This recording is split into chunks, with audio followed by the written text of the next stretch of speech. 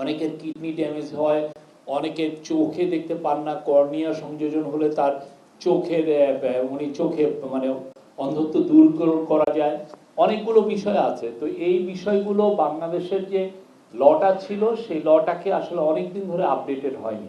তো এটা নিয়ে আমাদের হেলথ মিনিস্ট্রি, বাংলাদেশের যারা অর্গান ট্রান্সপ্লান্টেশনে যারাই নিয়োজিত আছেন, যে বড় বড় হসপিটালগুলো এবং তাদের যে এক্সপার্ট, বিশেষ করে এক্সপার্টগুলো, তাদের সাথে তারা কথা বলেছেন এবং ইন্টারন্যাশনাল ল দেখেছেন, এই সংক্রান্ত ইন্টারন্যাশনাল নর্মস বা লগুলো কি, সেই অনুযায়ী এই আজকে এই নতুন একটা অধ্যাদেশ জারি হয়েছে এবং এই অধ্যাদেশ জারির ফলে বাংলাদেশে অর্গান ট্রান্সপ্লান্টেশনটা খুব ইজিয়ার হবে।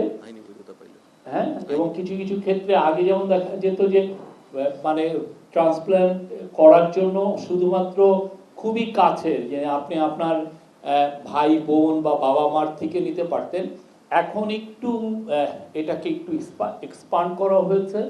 এর ফলে আমরা মনে করি যে বাংলাদেশের অনেককেই আর কিডনি ট্রান্সপ্লান্টের জন্য বিদেশে যাওয়া লাগবে না। অনেকে জানেন যে ইলিগালি নিয়ে যান, এখান থেকে নিয়ে যে ওই বাইরে দেশে কাজগুলো করেন, এবং এর ফলে যেটা হবে যে বাংলাদেশের হসপিটালগুলোও এই সার্ভিসগুলো দিতে পারবেন খুব ইজিয়ার ওয়েতে। এবং এটা বাংলাদেশের জন্য আমরা মনে করি এটা একটা যুগান্তকারী একটা আইন। এবং আরেকটা হচ্ছে যে অনেকে তার দেহ দান করে যেতে চান। দেহ দান করলে এই কাদাভার এটাকে, এই লাশটিকে যে অর্গানগুলো কিভাবে হারভেস্টিং করা হবে বা এটা কতটা লফুল কিভাবে করা যাবে, সেই বিষয়গুলোও এই লতে আছে। এই লটা আপনারা এই হেলথ মিনিস্ট্রির সাথে কথা বলবেন, তারা আপনাদেরকে ল কপিটা দিবে এবং আপনারা দেখবেন যে এটা খুবই ইম্পর্টেন্ট এবং আমরা মনে করি এটা একটা যুগান্তকারী ল। এছাড়া বিনিয়োগ বোর্ডের একটা ক্ষুদ্র একটা চেঞ্জ ছিল এটার সংক্রান্ত লয়ের।